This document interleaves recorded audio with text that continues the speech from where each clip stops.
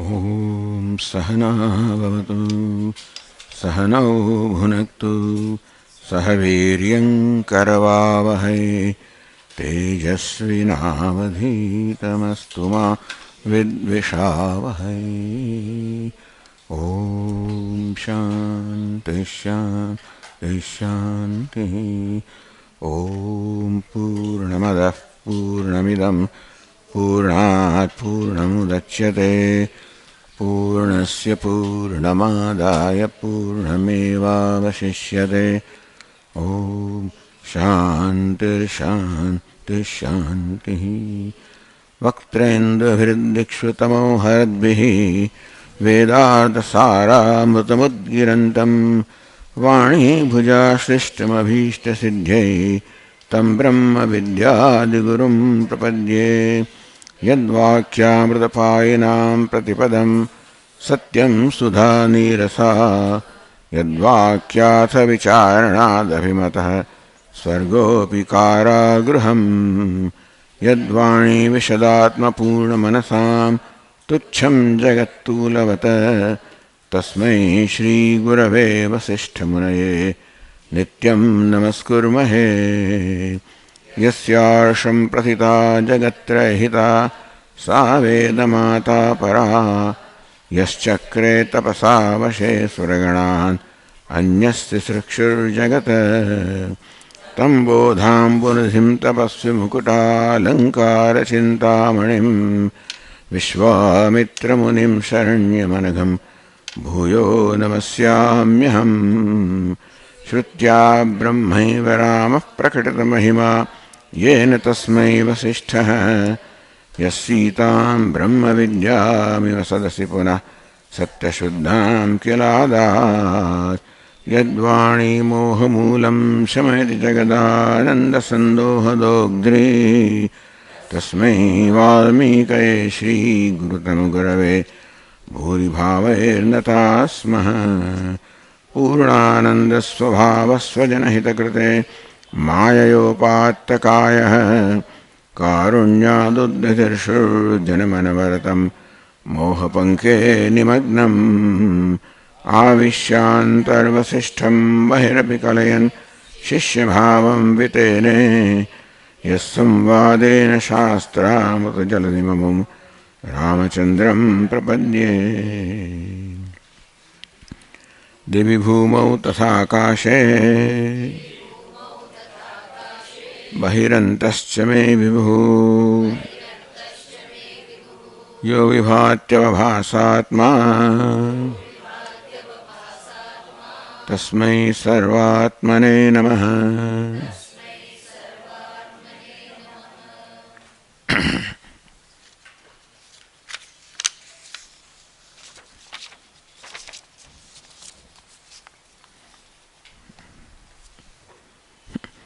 તો લીલાનું ચરિત્ર ચાલી રહ્યું છે. એવું કહે છે કે આ લીલા પહેલા આ પદ્મરાજા છે પહેલા વશિષ્ઠ ઋષિ હતો. લીલા અરુંધતી હતી એવું કહે છે. પછી એ જ પદ્મ નામનો રાજા થયો. લીલા એની પહેલા વશિષ્ઠ વિદુરથ પછી વશિષ્ઠ વિદુરથ રાજા થયા અને હવે આ પદ્મરા એટલે ટૂંકમાં વશિષ્ઠ વિદુરથ અને પદ્મ અને બધામાં લીલા એક જ છે અરુંધતી. અને પછી વિદુરથની રાણીનું નામ ખબર હતી. હા એ પણ લીલા ના એ લીલા. ચાલો બરાબર આ પ્રકારનું છે.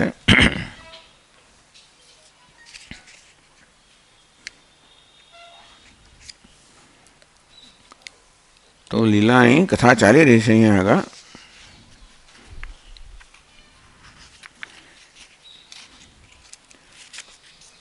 લીલા એવી માગણી કરી કે મારા પતિનું મૃત્યુ થાય જ નહીં. તો બ્રાહ્મણે કહ્યું તો શક્ય નથી. તો હું હવે ઈચ્છતી હતી કે મારા પતિનો આત્મા ક્યારે પણ મારા અંતઃપુરમાં મંડપમાંથી બહાર ન જાય.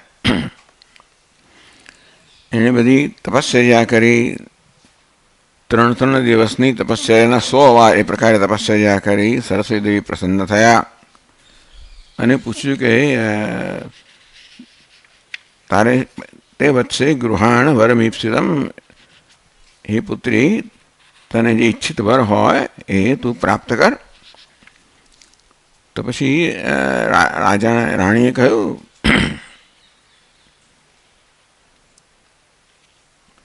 એકમ તાવત વિદેહસ્ય ભર્તુ જીવો મવાંતિકાત અસ્માદેવી યાસી નિજાંત પર. એક વાર એવો માગ્યો કે મારા પતિનું મૃત્યુ થાય તો એનો જીવ છે એ અંતઃપુરના મંડપમાંથી બહાર ન જાય. અને દ્વિતીયમ તું મહાદેવી, હે મહાદેવી બીજું વરદાન માગું છું કે જ્યારે જ્યારે તારા દર્શન માટે હું પ્રાર્થના કરું ત્યારે તું દર્શન માટે અહીંયા પ્રગટ થઈ જાય. બે વરદાન માગ્યા. તો કાળચક્કર ગયું અને છેવટે એનો પતિનું મૃત્યુ થયું. મૃતે તસ્મિન મહીપાલે શોક સંતાપ પીડિતા. બધાનું થવાનું મૃત્યુ એમ કાળચક્કરના પસાર થવાથી એના પતિનું પદ્મનું મૃત્યુ થયું. ત્યારે શોક અને સંતાપ પીડિત થયેલી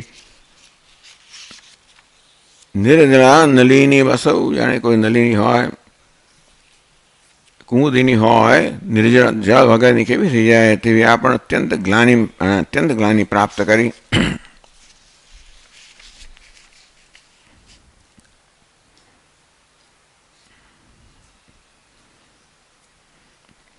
ત્યારે સરસ્વતી દેવી પ્રગટ થયા.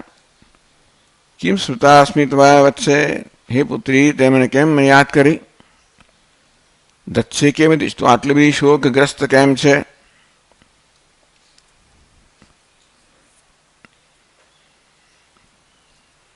સભીભૂતમ એવમ વત્સે ભર્તારમ પુષ્પખંડકે આચ્છાદ્ય. તારો પતિનો આ શબ છે એને તું પુષ્પની અંદર બરાબર ઢાંકી દે. સ્થાપય એનમ ત્વમ પુનર્ભર્તારમ આપસ્યસી. અને જતે દિવસે તારો પતિ જીવંત થઈ જશે અને વળી પાછો તું ભર્તાને પ્રાપ્ત કરીશ, એવું દેવીએ કહ્યું. પુષ્પાણી મ્લાનિમેષ્યંતિ નો ન વૈશ વિનંક્ષતિ. આ પુષ્પોમાં કરવાય નહીં જાય અને આ પણ નષ્ટ નહીં થઈ જાય. આ શબ છે તે ભૂષ ભર્તૃમ અચિરેણ કરી શતી. અને એ પ્રકારે એ દીર્ઘકાળથી તારો પતિ બનશે, ટૂંક સમયમાં એ તારો પતિ બનશે. એ દિયસ જીવોસુ આકાશ વિદસ્તવ ન નિર્ગમિષ્યતિ ક્ષિપ્રમ ઇત અંતઃપુરમંડપાત. અને આજે આ જીવ છે આનો એ તારા અંતઃપુરના મંડપમાંથી બહાર નહીં જાય. સા દિવ્યામ ભારતીમ શ્રુત્વા સ્થાપયિત્વા તથાપતિમ. આ દિવ્ય સરસ્વતીને સાંભળીને આ પ્રકારે દેવીને એના સૂચના પ્રમાણે પોતાના પતિને એને આ પ્રકારે આચ્છાદિત કરો પુષ્પ વગેરેથી.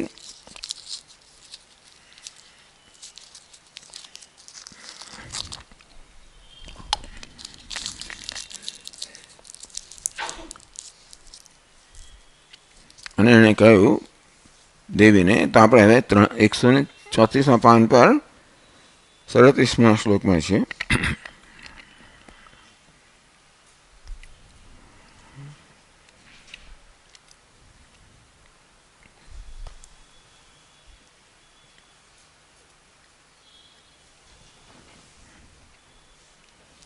લીલોવાચ મમાવસ્થિતો ભર્તા કિમ કરોત્યથ કીદૃશઃ સમીપમ ન મામ તસ્ય નૈકા શક્નોમિ જીવિતુમ.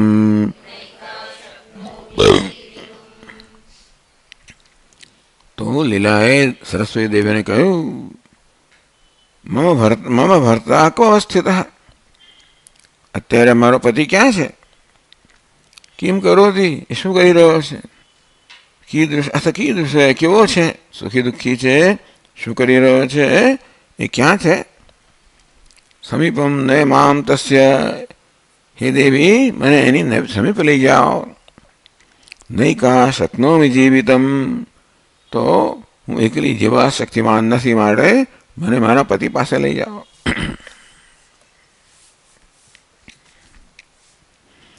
તો 135 આગળ વધીએ તો ટીકાકાર કહે છે બ્રહ્મણી વ્યતીતે સતી તસ્મિન चित्त निरोधात्मकाद योगाद अयोगी जन अगोचर पदार्थ दर्शन सामर्थ्य संभवती यतः ब्रह्मणी व्यतीत सती જ્યારે બ્રહ્મનું જ્ઞાન થાય ત્યારે તસ્મિન બ્રહ્મની મર્મમાં ચિત્ત વૃત્તિ નિરોધ રૂપી યોગ જ્યારે સિદ્ધ થાય અર્થાત અજ્ઞાની પુરુષનું ચિત્ત બ્રહ્મમાં નિરુદ્ધ થઈ જાય એ પ્રકારનો યોગ જ્યારે સિદ્ધ થાય ત્યારે અયોગી જન અગોચર પદાર્થ દર્શન સામર્થ્ય સંભવતી યોગી અયોગી જે યોગી નથી એવા લોકો જેનું દર્શન ન કરી શકે એવા પદાર્થોનું દર્શન કરવાનું સામર્થ્ય પ્રાપ્ત થાય છે ત્યારે બ્રહ્મમાં ચિત્ત હવે એની એકાગ્રતા પ્રાપ્ત થાય તતઃ લીલાયા અંતઃપુર મંડપાકાશે વર્તમાન ભરતું દર્શન સામર્થ્ય સિદ્ધ્યર્થમ એટલે કે આ પ્રકારે બ્રહ્મનું જ્ઞાન થાય પછી બ્રહ્મમાં ચિત્તવૃત્ત નિરોધ થાય એ પ્રકાર યોગ પ્રાપ્ત થાય ત્યારે સામાન્ય માણસો ન થાય એ પ્રકાર દર્શન આ યોગી કરી શકે છે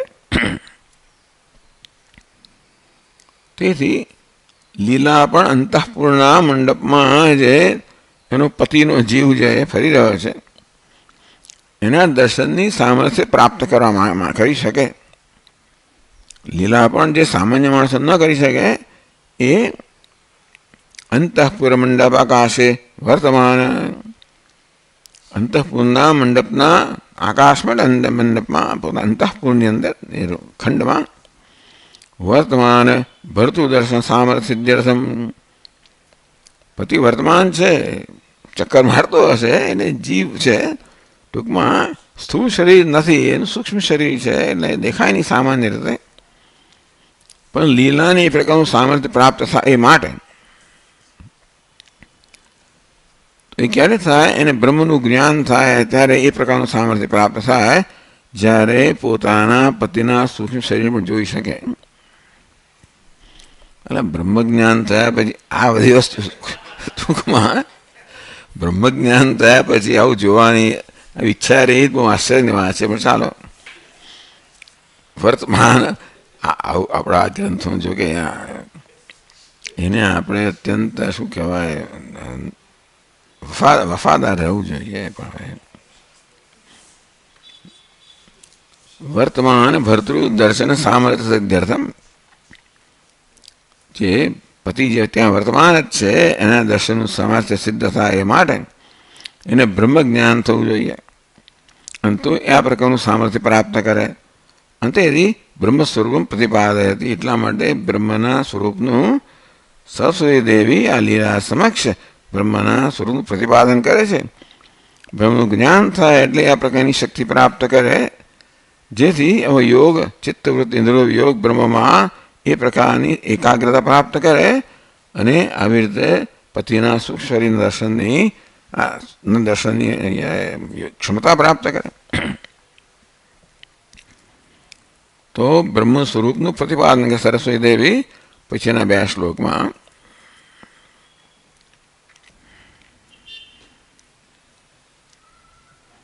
હવે પછી એક પ્રશ્ન કરે છે નાનું વક્ષ્યમાણ વિદુરથ ભાર્યાભૂત લીલાયા એવ હવે વક્ષ્યમાણ પછી જે કહેવામાં આવશે કોણ વિદુરથ એટલે વશિષ્ઠજીનો જ અવતાર છે વિદુરથ એની ભાર્યા લીલા આ પદ્મની ભાર્યા લીલા છે દરેક વખતે એક જ ભાર્યા છે વશિષ્ઠ ઋષિની પદ્મની અને વિદુરથની કે વિદુરથ વચ્ચે થઈ ગયો અને આ છેલ્લે એવું છે પછી વશિષ્ઠ વિદુરથ રાસ પછી પદ્મ છે એવું છે ચાલો તો વક્ત છે જેની વાત કરવામાં આવવાની છે વિદુરથની પત્ની છે આ પત્ની થવાની લીલા બ્રહ્મ પ્રતિપાદનાદિકમ વિનાપી લીલાએ સૃષ્ટિયંત્ર સંસાર કુતો ન દદાતી તો વિદુરથની પત્ની જે લીલા છે એને તો બ્રહ્મ જ્ઞાન વગર આ પ્રકારના દર્શનનું સામર્થ્ય પ્રદાન કર્યું બ્રહ્મ પ્રતિપાદનાદિકમ વિનાપી લીલાએ સૃષ્ટિ અંતદર્શન સામે કુતરો દદારી સરસ્વતી. સરસ્વતી દેવી પછી લીલાને એ પ્રકારનું સામર્થ્ય પ્રદાન કરશે કે બ્રહ્મજ્ઞાન વગર પણ આવું દર્શન કરી શકે. તો અત્યારે શા મળે સરસ્વતી દેવી લીલાને એવું સામર્થ્ય પ્રદાન નથી કરતા? બ્રહ્મ પ્રતિપાદન એવ કુતઃ પ્રવર્તતે. બેને સીધે સીધા પતિનું દર્શન કરાવી દો તો એમ બ્રહ્મ પ્રતિપાદન વગેરે આ બધું કરવાની શું જરૂર? શા મળે એવું કરે છે? એથી છે જો પ્રશ્ન સાથે ઉચ્યતે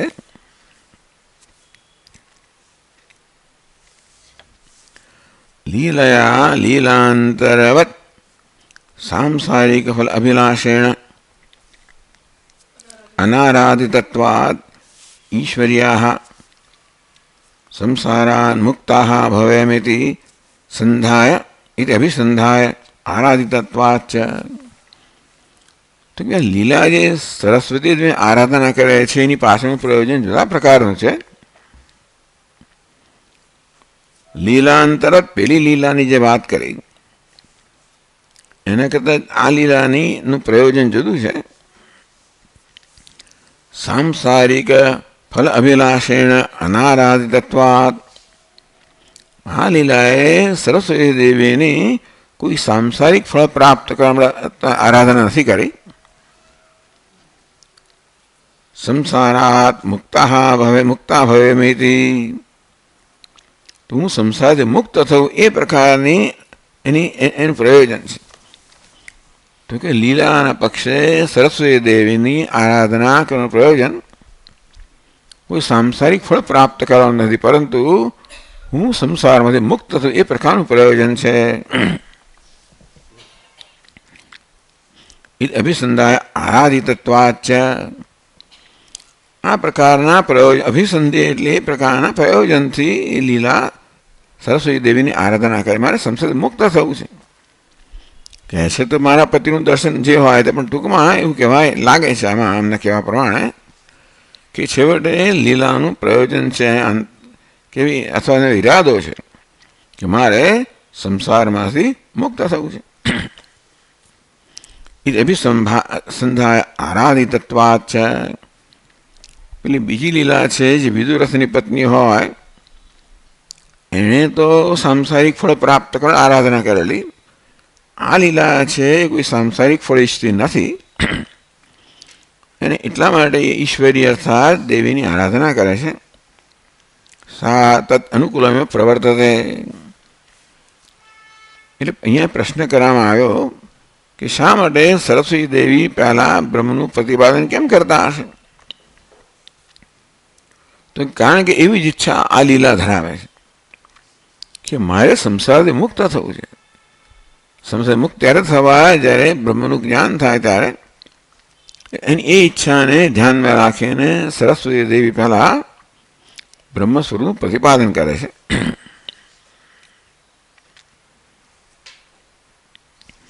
સા તત્ અનુકૂલમેવ પ્રવર્તતે. એ સરસ્વતી દેવીનું અહીંયા જે વર્તન છે પેલી ત્યાં બીજી લીલા છે એની સમક્ષના વર્તન કાંઈ જુદું છે. આ લીલા જે છે એને સંસારથી મુક્ત થવું છે. પેલીને સાંસારિક ફળ જોઈતું હોય તો દેવીનું વર્તન એક પ્રકારનું હોય અને સંસારથી મુક્ત થવું છે માટે આ પ્રકારનું દેવનું વર્તન છે કે એને વરદાન આપતા પહેલા બ્રહ્માના સ્વરૂપનું પ્રતિપાદન કરે છે 2 શ્લોકની અંદર. તો 38મા શ્લોકમાં કહે છે ચિત્તાકાશમ ચિદાકાશમ આકાશમ ચ તૃતીયકમ દ્વાભ્યામ શૂન્યતરમ વિદ્ધિ ચિદાકાશમ વરાનને.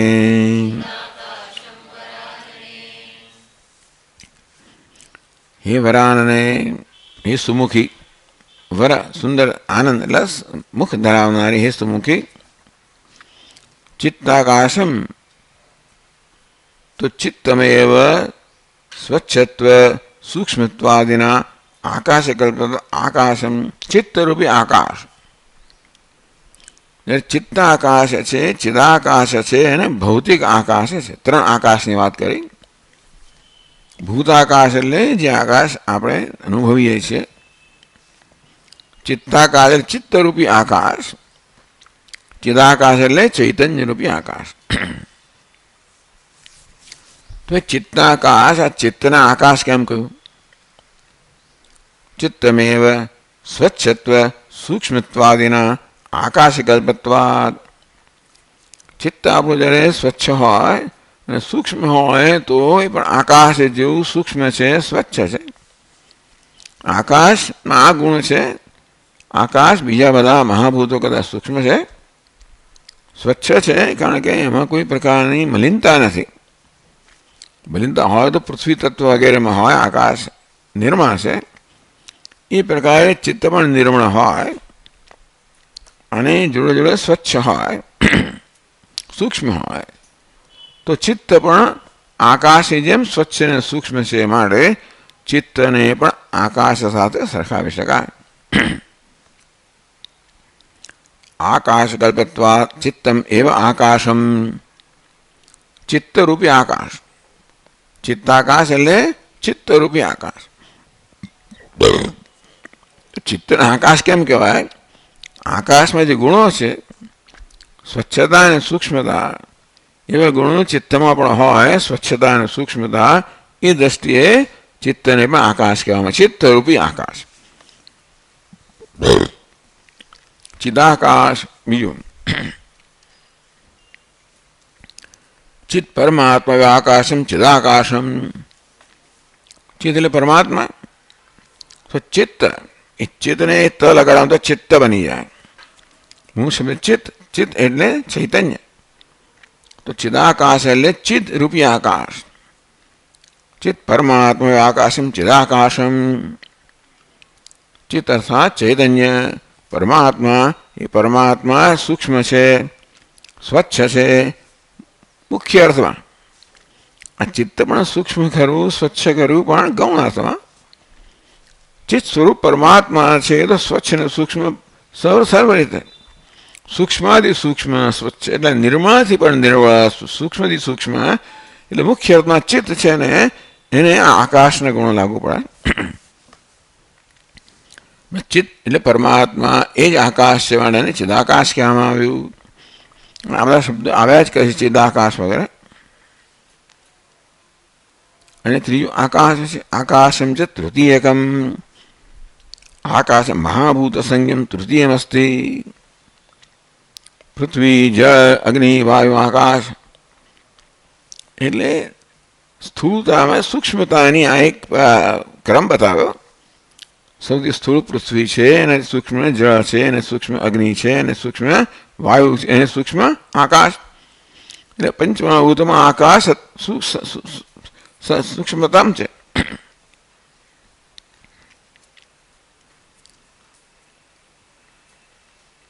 એટલે આકાશમ છે મહાદ્ભુત સંયમ તૃતીયમ અસ્તિ.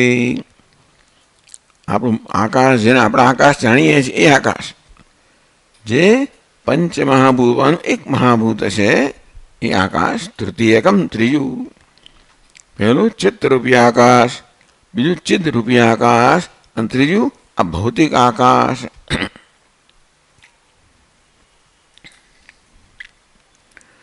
સ્વચ્છત્વ સૂક્ષ્મત્વાદિના જગતિ પ્રસિદ્ધેશુ તેષુ ત્રિષુ. તો હવે આ રીતે આ ત્રણે ત્રણ સ્વચ્છ છે અને સૂક્ષ્મ છે. સ્વચ્છત્વ સૂક્ષ્મત્વાદિના જગતિ પ્રસિદ્ધેશુ. જગતમાં ચિત્ત છે, એ ચિત્ત છે તે, અને આ ભૌતિક આકાશ છે. આ ત્રણે સ્વચ્છતા ધરાવે છે, સૂક્ષ્મતા ધરાવે છે. એટલે સ્વચ્છતા અને સૂક્ષ્મતા ધરાવરૂપી ગુણથી આ ત્રણે આકાશ જગતમાં પ્રસિદ્ધ છે. એ ચિદાકાશમ. પણ આ ત્રણમાનું એટલે ચિત્ત આકાશ, ભૌતિક આકાશ, ચિદાકાશ, ત્રણમાનું. તો દ્વાભ્યામ શૂન્યતરમ અત્યંત શૂન્યમ વિદ્ધિ. દ્વાભ્યામ શૂન્યતરમ વિદ્ધિ. બે બે આકાશ છે, ભૌતિક આકાશ, ચિત્તાકાશ. શૂન્ય એના વગરનું છે. ટૂંકમાં જ્યાં ભૌતિક આકાશ પણ નથી, જ્યાં ચિત્ત પણ આકાશ એટલે ચિત્ત પણ નથી, એ ચિત્ત છે. ટૂંકમાં ચૈતન્યની અંદર એ ચિત્ત છે એને કેવું છે તો કે અતીત અવસ્થા છે. આ ચિત્ત અને આ ભૌતિક આકાશ વ્યવહારિક સત્તા ધરાવે છે. આ ચિત્ત છે પારમાર્થિક સત્તા ધરાવે છે. અને તેથી આ બંનેથી અતીત છે માટે આ બંનેનો કોઈ સ્પર્શ ત્યાં નથી.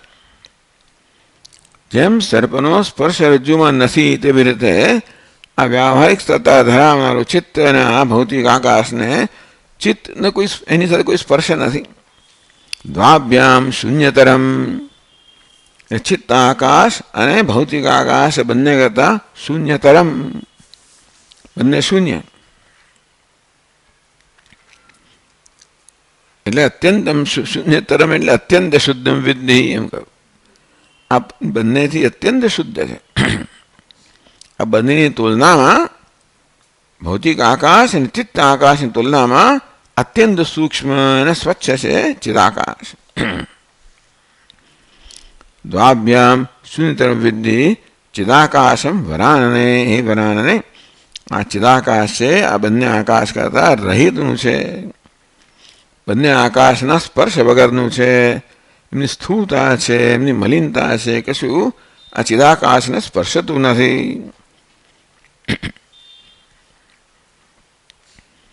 અથવા આકાશમ ચ તૃતીયકમિતિ વ્યાકૃતમુચ્યતે,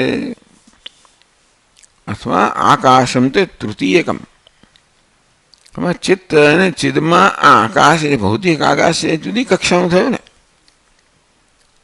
ચિત્ત એટલે ચૈતન્ય અને ચિત્ત, આ આકાશ બહારની વસ્તુ છે એટલે બીજો એનો એક બીજો અર્થ આપ્યો. તૃતીયકમ એટલે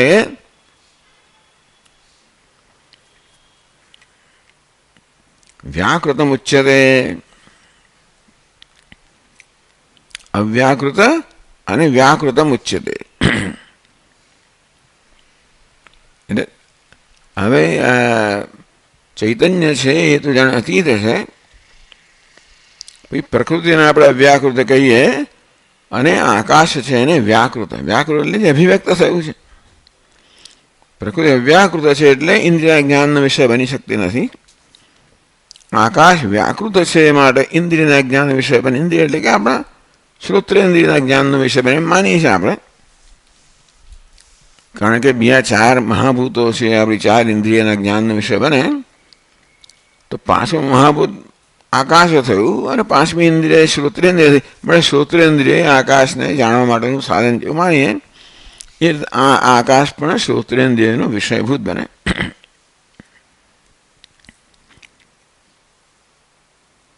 દ્વાભ્યામ શૂન્યતરમ, તો ચિત્ત અને વ્યાકૃત આ બંને કરતા સૂક્ષ્મ છે, આ બંને કરતા શૂન્યતરમ શૂન્ય છે, બંનેથી રહિત છે અને એના બ્રહ્મ નિષ્પ્રપંચત્વ ઉક્તમ. ટૂંકમાં આ વ્યવહારના અંતર્ગત છે, પ્રપંચના અંતર્ગત છે. ચિત્ત કહો અને ભૌતિક આકાશ કહો કે ચિત્ત કહો અને પ્રકૃતિ કહો,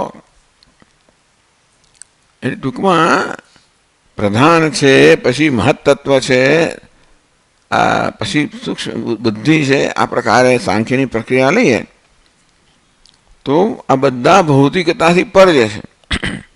એટલે પેલું અભિવ્યક્ત થયેલું ટૂંકમાં જે વ્યક્ત છે એ પણ ભૌતિક છે, અવ્યક્ત પણ ભૌતિક છે, એ બધાથી શૂન્ય જશે એ ચિદાકાશ છે.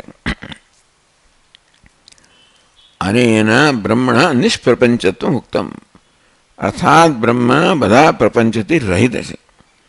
પ્રપંચ એટલે સંસાર, એટલે જ્યાં આ પંચમહાભૂત આવે ત્યાં સંસાર આવવાનો જ છે.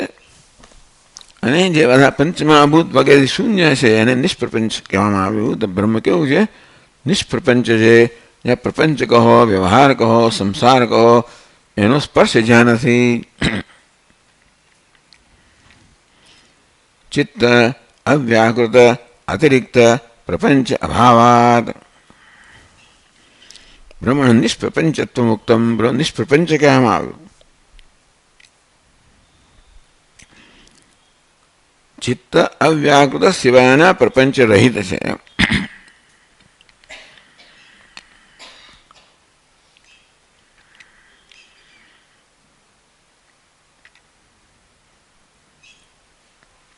ચિત્ત કહો અવ્યાકૃત અતિરિક્ત પ્રપંચ એવું ગણવું પડશે આપણે.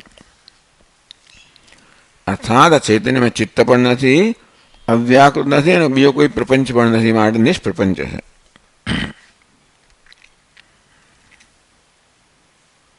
પછી આગળના શ્લોકમાં કહે છે દેશાદ દેશાંતર પ્રાપ્ત સંવિદો મધ્યમેવ યત નિમેષેણ ચિદાકાશમ તદ્વિદ્ધિ વરવર્ણિને.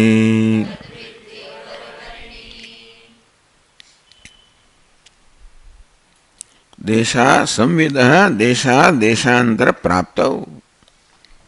આ સંવિદ કહો, ચિત્ત કહો, ચૈતન્ય કહો, એક સ્થળમાંથી બીજા સ્થળે પ્રાપ્ત કરે. મધ્યમેવ જે એ બંનેની એની મધ્યમાં છે. નિમેષેણ ચિદાકાશમ તો સંવિદ, અહીં તો સંવિદ દેશા દેશાંતર પ્રાપ્ત. સંવિદ એટલે ચૈતન્ય તો કોઈ પ્રાપ્ત ના થાય, એટલે સંવિદ ચિત્તસ્ય. આમ સંવિદ શબ્દ તો ચૈતન્ય માટે વપરાય છે. અહીંયા આગળ સંવિદનો અર્થ ચિત્ત કરવામાં આવ્યો, કારણ કે દેશા દેશાંતર પ્રાપ્ત, એક સ્થળમાંથી એક દેશમાંથી બીજાને પ્રાપ્ત કરવું એ ચૈતન્ય ના હોય, બધા દેશમાં સમાવેશ થઈ જાય. એવું બને કે ચિત્ત આ સ્થળે બીજા સ્થળે ન હોય, ચિત્ત એકનો વિચાર કરતું હોય તો બીજાનો વિચાર ન કરતું હોય, એટલે ચિત્ત માટે સંભવિત છે એક દેશમાં બીજા દેશને પ્રાપ્ત કરવું. ટીકાકારે સંવિદ ચિત્તસ્ય દેશાદ દેશાંતર પ્રાપ્ત વિષયાત વિષયાંતર પ્રાપ્ત. આપણું ચિત્ત છે, આપણું મન છે, એક વિષયમાંથી બીજા વિષયમાં જાય. હમણાં ઘડાનું ચિંતન કરતું હોય, બીજી ક્ષણે પછી વસ્તુનું ચિંતન કરે, પછી વૃક્ષોનું ચિંતન કરે. આ પ્રકારે ચિત્ત છે, એક વિષયમાંથી બીજા વિષયમાં જાય.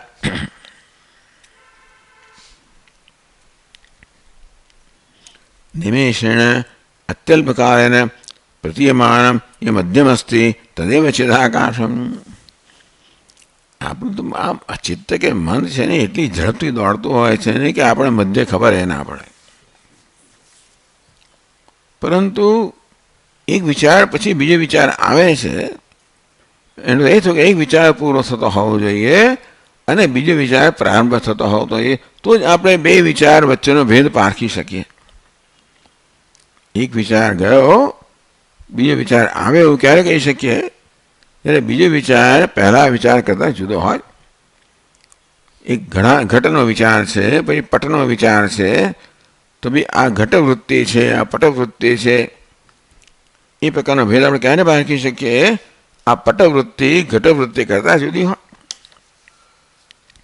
એ ઘટવૃત્તિનો ઉદય થયો અને અસ્ત થયો, પટવૃત્તિનો ઉદય થયો અસ્ત થયો, એક વૃત્તિનો અસ્ત થયો, બીજાનો ઉદય થયો, અને કંઈક વચ્ચે જગ્યા હોવી જોઈએ. ન હોય તો પછી બે વૃત્તિઓના ભેદને આપણે પારખી ન શકીએ. એટલે એક ઘટાકાર વૃત્તિ આવી, પછી પટાકાર વૃત્તિ આવી નો થયો કે એક વૃત્તિનો અસ્ત થયો, બીજી વસ્તુનો ઉદય થયો. ચિત્તસ્ય દેશાદ દેશાંતર પ્રાપ્ત વિષયાદ વિષયાંતર પ્રાપ્ત. ચિત્ત કહો, મન કહો, એક વિષયમાંથી બીજા વિષયને પ્રાપ્ત થાય. ટૂંકમાં એકનો વિષયનો વિચાર કરે, પછી બદલીને બીજા વિષયનો વિચાર કરે. નિમેષેણ અત્યલ્પકાલેન પ્રતીયમાનમ. આ ચિત્તનો વેગ એટલો બધો હોય છે કે આપણે ઘણી વાર તો બે વૃત્તિ વચ્ચેનો જે મધ્યકાળ જે આપણે એનાથી સભાન થઈ શકતા પણ નથી, પણ હોવો તો જોઈએ.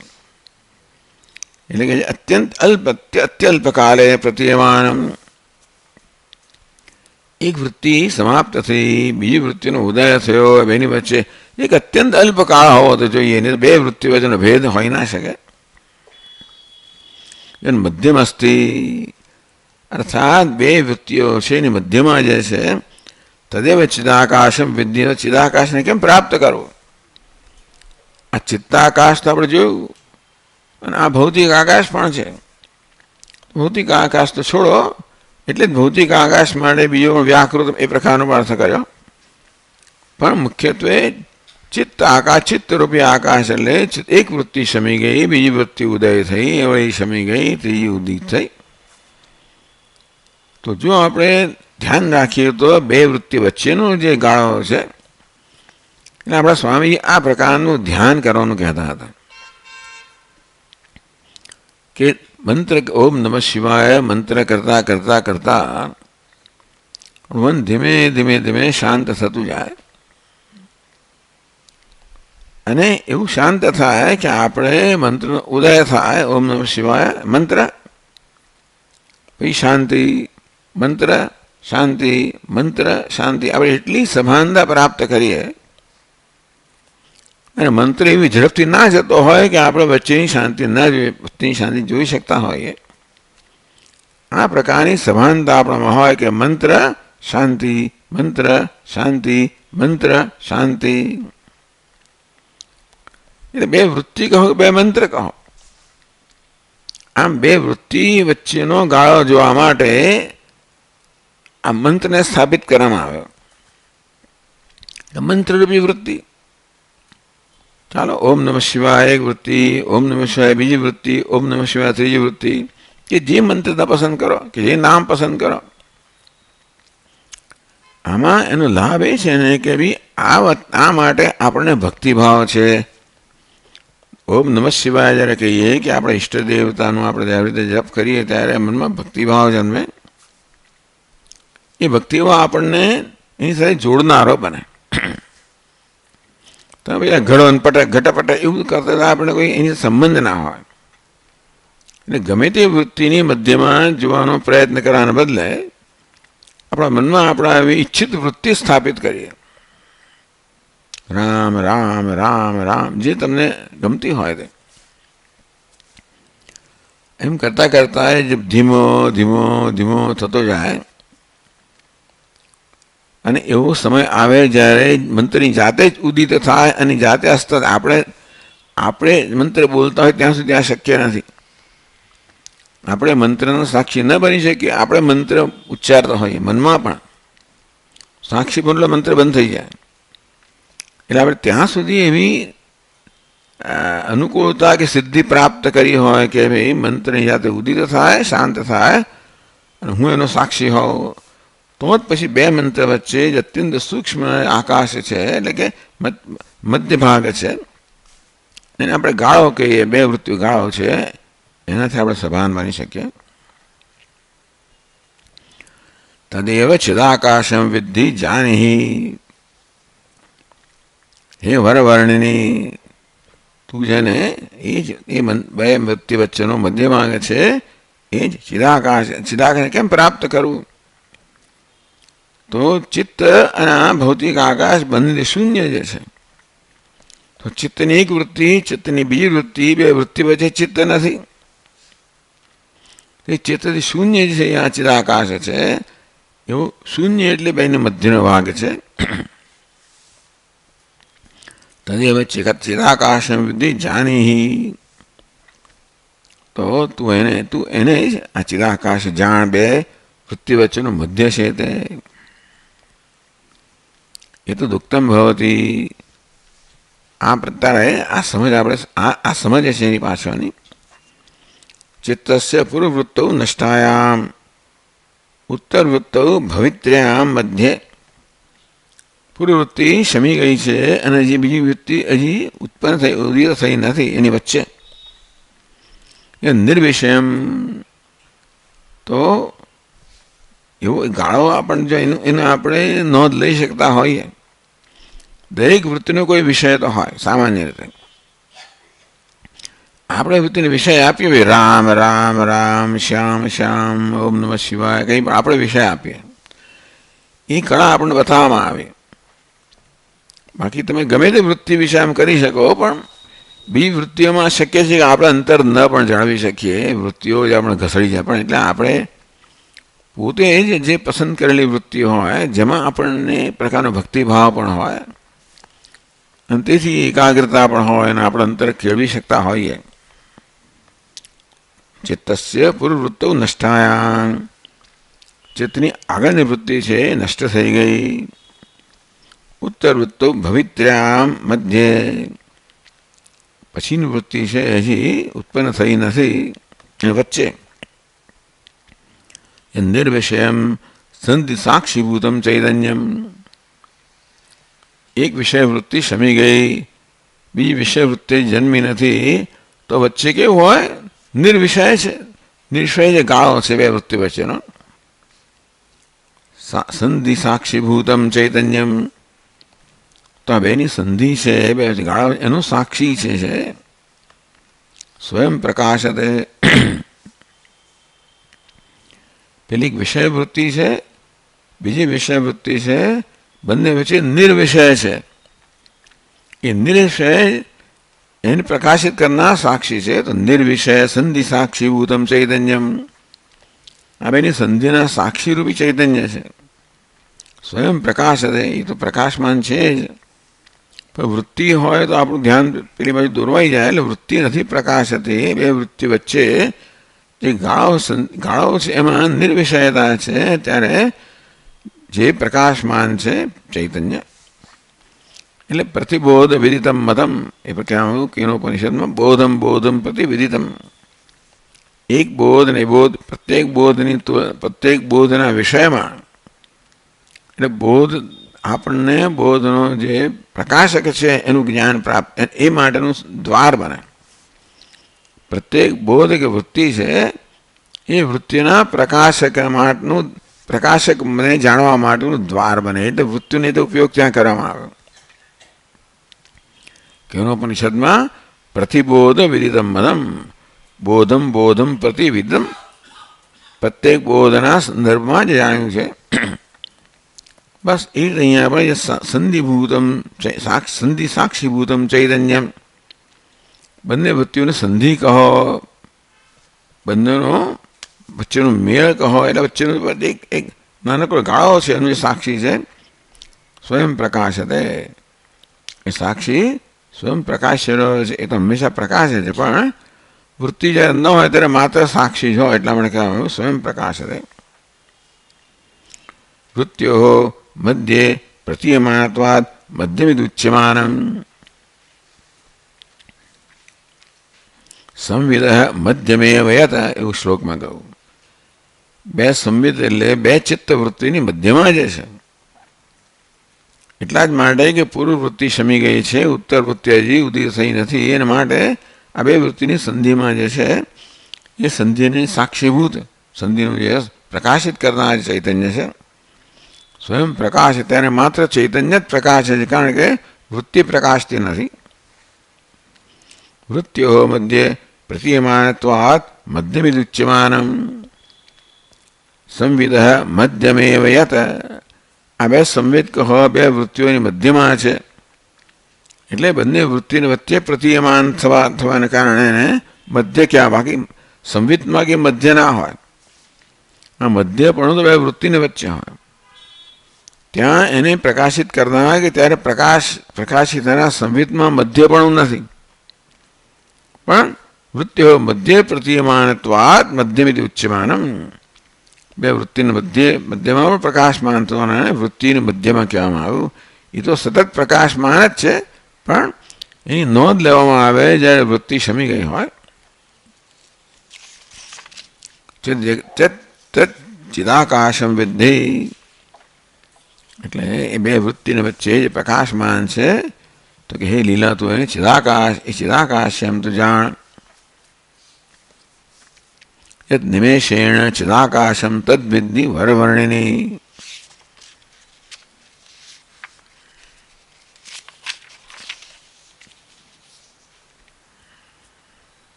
તથા ચ શબ્દ ભૂમિકા નિરૂપણાવસરે વક્ષ્યતિ.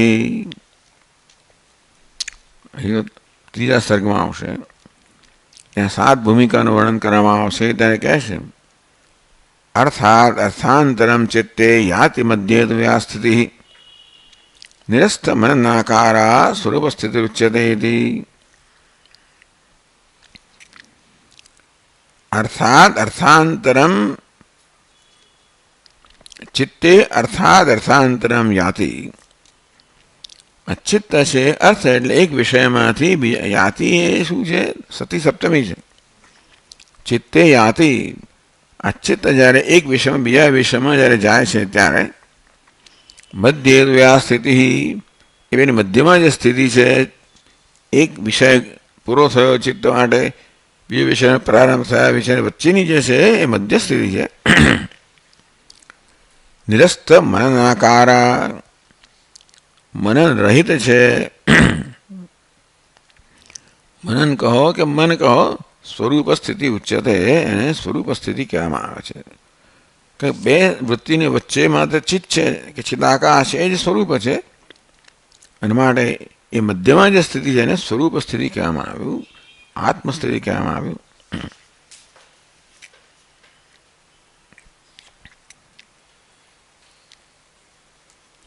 ઉક્તમ ચ મહદ્ભિ, પંચદશીમાં મહાપુરુષોએ પણ કહેલું છે. સંધયો અખિલ વૃત્તિનામ અભાવાશ્ચાવભાસિતા નિર્વિકારેણ એના સૌ કૂટસ્થિતિ ગીયતે ઇતિ. તો કૂટસ્થ પ્રકરણ છે 8મું પંચદશીમાં. સંદેહ અખિલ વૃત્તિનામ સંદેહ, વૃત્તિ સંદેહ વૃત્તિ અભાવાશ્ચેન ચૈતન્યેન અભાષ્યંતે. વૃત્તિઓ છે, વૃત્તિની સંધિ છે, વૃત્તિનો અભાવ એક ચૈતન્ય બધાને પ્રકાશિત કરે છે. સ કૂટસ્થ અવગંતવ્ય, એને કૂટસ્થ કહો, ચૈતન્ય કહો, ચિદાકાશ કહો. એ પ્રકારે પંચદશીમાં કહેવામાં આવ્યું. નિર્વિકારણ એના સૌ કૂટસ્થિતિ ગીયતે.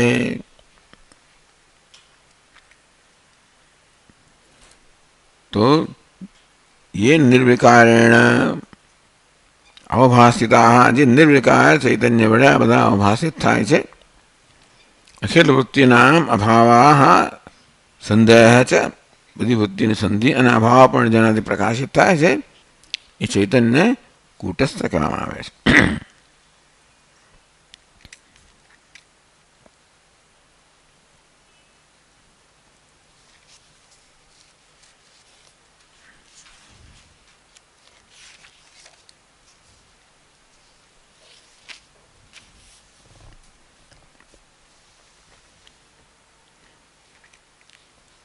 एवं ब्रह्मात्मकं चिदाकाशं प्रतिपाद्य तद्विषयं योगम तत्फलम चाह. આ પ્રકારે ચિદાકાશ, બ્રહ્માત્મકમ ચિદાકાશમ, બ્રહ્મજીનું સ્વરૂપ છે એવું ચિદાકાશ. ચિદાકાશ કેવું છે? બ્રહ્મ કહો, ચિદાકાશ કહો, તો કે બ્રહ્માત્મકમ, બ્રહ્મરૂપી જે ચિદાકાશ છે એનું પ્રતિપાદન કર્યું 2 શ્લોકની અંદર. તદ્વિષયમ યોગમ તત્ફલમ ચાહ, તો એ ચિદાકાશ વિષય યોગ અને એનું ફળ પણ કહે છે પછીના શ્લોકમાં, 40મા શ્લોકમાં.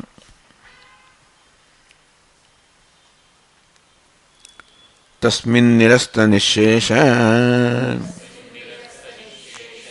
સંકલ્પ સ્થિતિમેશિ ચેદ સર્વાત્મકમ પદમ શાંતમ તદા પ્રાપ્નોષ્ય સંશયમ.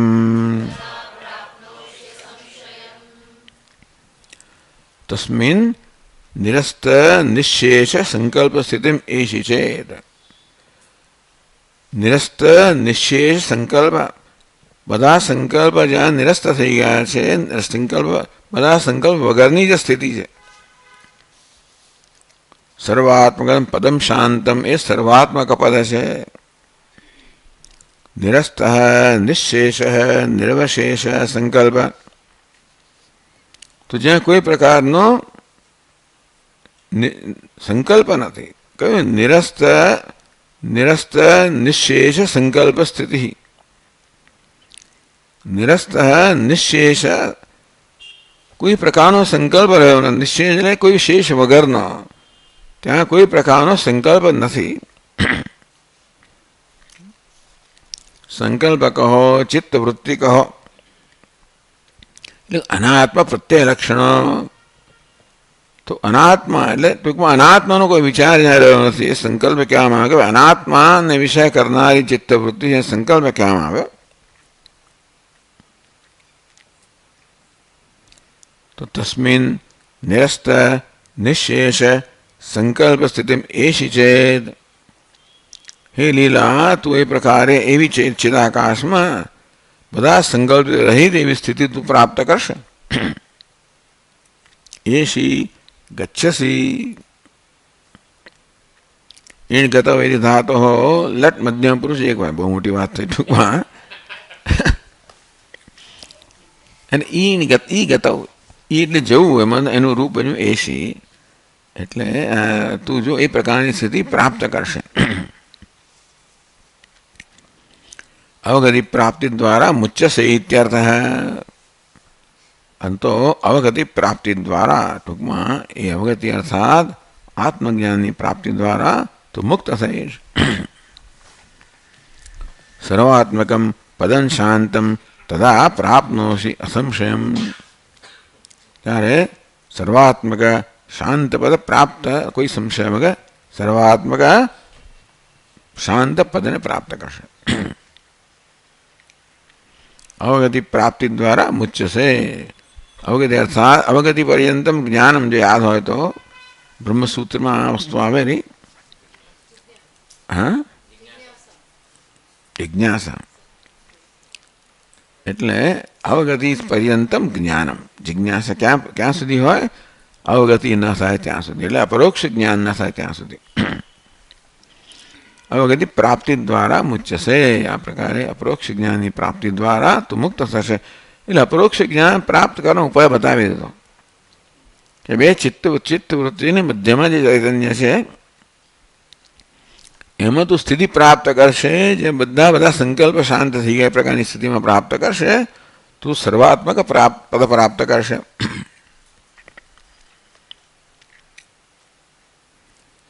તથા ચ ઉક્તમ વૃત્તિહીનમ મનઃ કૃત્વા ક્ષેત્રજ્ઞમ પરમાત્મની એકીકૃત્ય વિમુચ્યેત યોગોયમ મુખ્ય ઉચ્યતે ઇતિ. ક્યાંથી ને ક્યાંથી આવે? વૃત્તિહીનમ મનઃ કૃત્વા ક્ષેત્રજ્ઞમ પરમાત્મની એકીકૃત્ય, એવું છે. આપણે મનને બધા પ્રકારની વૃત્તિ રહિત વૃત્તિહીન બનાવીને ક્ષેત્ર અહંકાર છે એને પરમાત્મામાં એકીકૃત્ય કરીને, એટલે ટૂંકમાં અહંકારનું કોઈ સ્વતંત્ર અસ્તિત્વ ન રહે. જ્યારે આ પ્રકારે ચિત્ત બધી વૃત્તિ રહિત થઈ જાય ત્યારે ક્ષેત્રજ્ઞ કહો, જીવાત્મા કહો, અહંકાર કહો, એ જ્યારે પરમાત્મા એકીકૃત થઈ જાય એટલે કે અહંકારને જુદું પાડ, આમ તો એકીકૃત જ છે પણ જુદું પાડનાર પેલી વૃત્તિ જ્યારે ન હોય ત્યારે એ જીવાત્મા કે અહંકાર એકીકૃત થઈ ગયો. જાણે કે વિમુચ્યેત અહંકાર કહો, જીવાત્મા એ જ્યારે પરમાત્મા એક થઈ ગયો ત્યારે વૃત્તિ મનમાં વૃત્તિઓ હોય ત્યાં સુધી અહમ વૃત્તિ પણ હોય, ઇદમ વૃત્તિ પણ હોય. બધી ઇદમ વૃત્તિ પણ શાંત થાય ત્યારે અહમ વૃત્તિ પણ શાંત થઈ જાય. અહમ વિનાશવાજી અહમ તયા સ્મૃતિરુત સ્વયં પરમ પૂર્ણ સત.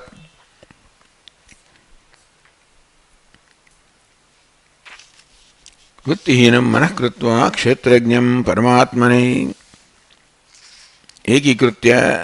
આ ક્ષેત્રજ્ઞ છે, જીવાત્મા છે, અને પરમાત્મા એકીકૃત્ય કરીને વિમુચ્યેત. તો આ સાધક છે મુક્ત થઈ જાય છે. ક્ષેત્રજ્ઞ કહો, અહંકાર કહો, એને એકીકૃત કરવું અર્થાત અહંકારનું મૂળ સ્વરૂપ પરમાત્મા જ છે. પણ જે અહમ પ્રત્યય જે છે એ જ્યારે શાંત દૂર થઈ જાય એટલે કે કોઈ પ્રકારનું તાદાત્મ્ય ન રહે ત્યારે અહંકાર જે છે એ ચૈતન્યમાં શાંત થઈ જાય. એટલે ચૈતન્ય સિવાયનું જે અધ્યારોપિત સ્વરૂપ છે એ જ્યારે દૂર થઈ જાય મુચ્યેત ત્યારે મનુષ્ય મુક્ત. યોગો એમ મુખ્ય ઉચ્ચતે, અને મુખ્ય અર્થમાં યોગ કહેવામાં આવ્યો કે જ્યારે મન વૃત્તિહીન થઈ ગયું અને આ ક્ષેત્રજ્ઞ છે, દ્રષ્ટા છે, એ પરમાત્મામાં એક થઈ ગયો ત્યારે એ અવસ્થાને ત્યારે વિમુચ્યેત એને યોગ કહેવામાં આવ્યો. અને ત્યારે માણસ સાધક મુક્ત થઈ જાય. यदा सर्वाणि भूतानि समाधिस्थो न पश्यति एकीभूतः परिणासो तदा भवति केवलः इति च।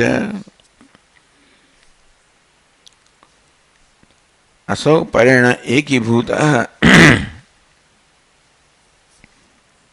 એટલે આ પરમાત્મા એકીભૂત થઈ જાય અને ત્યારે સર્વાણી ભૂતાની સમાધિસ્થ સમાધિમાં નિષ્ઠ આ મુમુક્ષુ જ્યારે કે સાધક કે જિજ્ઞાસુ જ્યારે પરમાત્મા એક થઈ જાય ત્યારે કોઈ ભૂત વગેરે જ્યારે જોતો નથી, ટૂંકમાં કોઈ વૃત્તિ રહેતી નથી. પરિણાસુ પરમાત્મા એક થઈ ગયેલો આ છે. તદા ભવતિ કેવલ, ત્યારે કેવલ અર્થાત અદ્વિતીય બની જાય છે, મુક્ત બની જાય છે.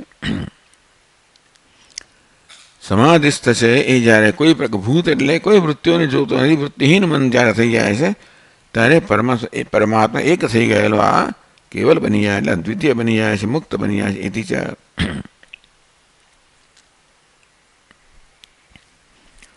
આમ સર્વાત્મકમ પદમ શાંતમ તદા પ્રાપ્નોતિ અસંશયમ. ત્યારે શાંત સર્વાત્મક પદને પ્રાપ્ત કરે છે એમાં કોઈ પ્રકારનો સંશય નથી. સર્વાત્મક પદ પ્રાપ્ત ઉપાયમાં, આ સર્વાત્મક પદ પ્રાપ્તનો ઉપાય કહે છે. પછીના શ્લોકમાં કહે છે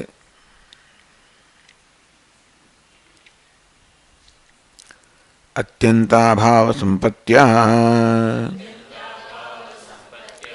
જગતસ્ત્વેતદાપ્યતે નાન્યથા મદ્વરેણાશુ ત્વમ તુ પ્રાપ્સ્યસि સુંદરી. જગત અત્યંત અભાવ સંપત્ત્યા એતદાપ્યતે ન અન્યથા. આ જગતનો અત્યંત અભાવની સ્થિતિ જ્યારે આવે ત્યારે પ્રાપ્ત થાય, એ સિવાય પ્રાપ્ત ના થાય. જગત કહો એટલે બધી બાકીની વૃત્તિઓ, અહંકાર વગેરે બધી વૃત્તિઓ અત્યંત અભાવ થઈ જાય ત્યારે તો આ પ્રાપ્ત કરશે. એટલે આત્મામાં આ ઉપાધિ અહંભાવને કારણે જ માત્ર વ્યક્તિત્વપણું છે. એટલે આત્માએ શરૂઆતમાં બનવાનું હતું નથી. શરૂઆતમાં છે પોતાની વ્યક્તિ માને છે ઉપાધિ અહંભાવના કારણે. એ અહંભાવ ન હોય ત્યારે એ પોતાનું મૂળ સ્વરૂપ સર્વાત્મત્વ છે એ સિદ્ધ કરે છે. જગત અત્યંત અભાવ સંપત્ત્યા અત્યંત અસત્વ નિશ્ચય નથી યાવત. ટૂંકમાં આ જગતનું અત્યંત અભાવ, જગતનું હોવા કોઈ રીતે હોવાપણું જ નથી. અને એ કઈ રીતે થાય તો કે આ જગત તદ્દન મિથ્યા છે, એનું કોઈ પ્રકારની સત્યતા નથી.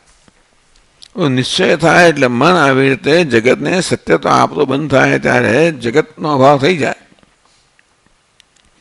જગતને સત્યતા આપવા દ્વારા જ આપણે એને જાણે કે ચાલુ રાખતા હોઈએ છીએ, પણ મન જાય સંપૂર્ણ રીતે જગતને સત્યતા આપતું બંધ થઈ જાય તે જગત અત્યંત અભાવ સંપત્ત્યા અત્યંત અસત્વ નિશ્ચય નહીં ત્યાવત. આ જગતમાં કોઈ પ્રકારનું સત્વ નથી, સત્તા નથી, ટૂંકમાં સત્યતા નથી. જે છે બ્રહ્મ જ છે, બાકી નામરૂપ અત્યંત શૂન્ય છે. એ પ્રકારે જગત હતું એતત આપ્યતે, ત્યારે એતત સર્વાત્મકમ પદમ આપ્યતે. ત્યારે હે લીલા તું આ સર્વાત્મક પદને પ્રાપ્ત કરશે.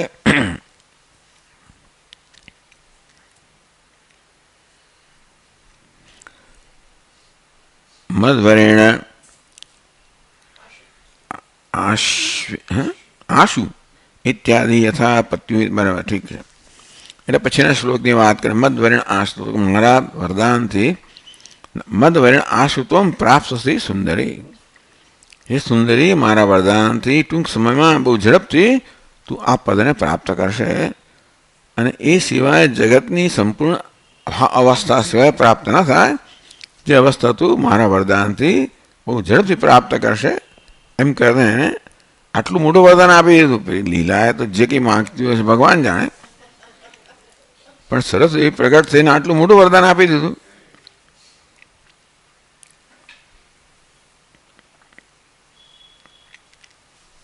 ચાલો પછી આપણે આગળ જોઈશું.